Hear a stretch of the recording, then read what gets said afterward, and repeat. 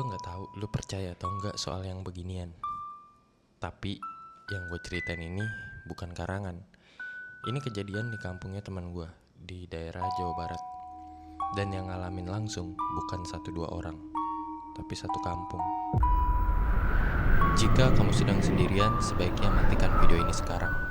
Karena ada cerita yang tidak suka untuk diceritakan. Beberapa orang yang mendengar kisah ini mengaku tidak lagi sendirian di malam hari. Dan yang paling menyeramkan, terkadang mereka ikut mendengarkan bersama kita.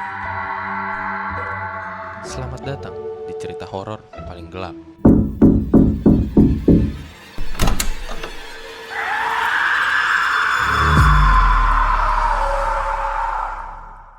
Jadi gini, di kampung itu ada satu kepercayaan lama. Orang-orang nyebutnya pati sirep. Kalau diartikan gampangnya, tidur yang dipaksa.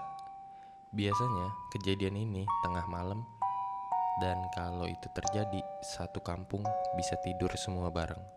Awalnya gue juga anggap itu cuma mitos. Sampai teman gue, Denny, cerita dengan muka serius banget. Katanya dia pernah ngalaminnya sendiri. Malam itu biasa aja, nggak ada hujan, nggak ada angin yang kencang. Cuman malam yang ya normal. Denny lagi nongkrong di ruang tengah. Bapaknya udah tidur duluan. Ibunya lagi di dapur. Jam nunjukin sekitar 1:30 malam. Dan entah kenapa, tiba-tiba suasana berubah. Bukan berubah yang kelihatan jelas, tapi lebih ke arah kerasa sunyi banget. Denny bilang, suara TV masih nyala, tapi kayak jauh, kayak ketutup sesuatu. Dia manggil ibunya, "Mah, mah." Gak ada jawaban. Jalanlah dia ke dapur. Ibunya ada di situ, tapi dia lagi tidur sambil duduk. Aneh sebenarnya, tapi Denny masih mikir biasa aja, mungkin kecapean. Dia balik lagi ke ruang tengah. Terus baru sadar, bapaknya yang di kamar juga tidur, tapi posisinya gak berubah sama sekali dari tadi. Dan disitulah mulai kerasa janggal, karena sepi banget. Biasanya walaupun malam pasti ada suara, entah suara ayam, suara kucing, atau minimal suara angin lah. Tapi ini benar-benar kosong. Denny akhirnya mencoba keluar rumah, dan itu keputusan yang dia sesalin sampai sekarang. Begitu pintu dibuka, udara di luar beda. Dingin, tapi bukan dingin biasa, lebih ke berat. Dia jalan pelan ke depan rumah, ngeliat sekitar. Lampu rumah tetangga masih banyak yang nyala, tapi gak ada gerakan sama sekali. Dia coba jalan sedikit ke jalan kampung, dan di situ dia mulai ngerasa gak enak. Karena semua rumah kelihatannya hidup, tapi gak ada orang sama sekali, hening. Dan pas dia lagi berdiri di tengah jalan, dia dengar sesuatu. Langkah kaki. Langkah itu pelan. Dari ujung jalan, Denny nengok, dan dia langsung beku di situ. Di sana ada sosok tinggi, kurus, dan jalannya nggak normal sama sekali. Bukan kayak orang jalan biasa, lebih kayak diseret. Sosok itu jalan dari rumah ke rumah, pelan banget.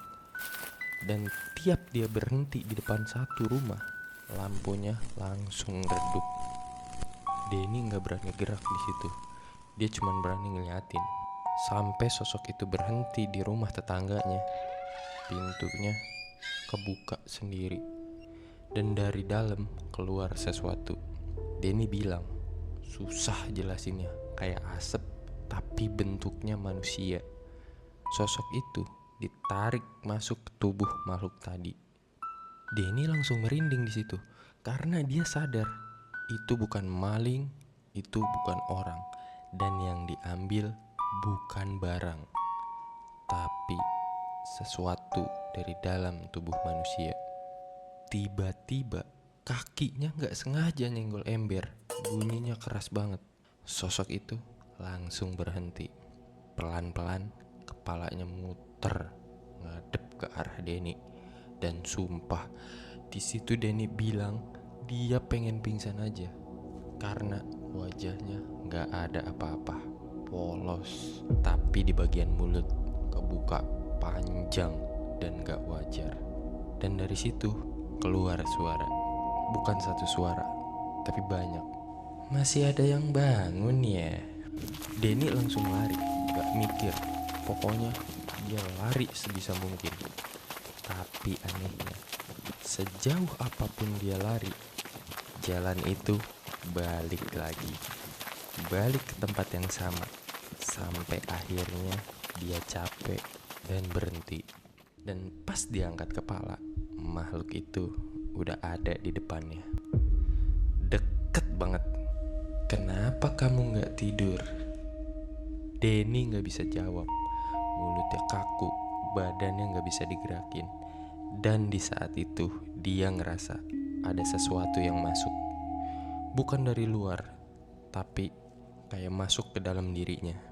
Seketika gelap dan dia gak ingat apa-apa lagi. Besok paginya semua terlihat normal. Orang-orang bangun seperti biasa, aktivitas jalan lagi.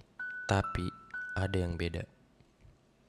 Denny, secara fisik dia sehat, masih ngobrol, masih ketawa. Tapi katanya sejak malam itu, setiap jam 12 malam dia selalu kebangun tanpa alasan apapun. Dan kakinya selalu pengen keluar rumah. Kadang dia nahan, kadang dia gak sadar udah di luar. Dan yang paling anehnya, dia sering berdiri di pinggir jalan, diem, kayak nungguin sesuatu yang lewat. Waktu gue tanya, lo lihat apa emang? Dia cuman jawab pelan, sekarang gue gak takut lagi. Karena sekarang gue tahu rasanya jadi bagian dari mereka.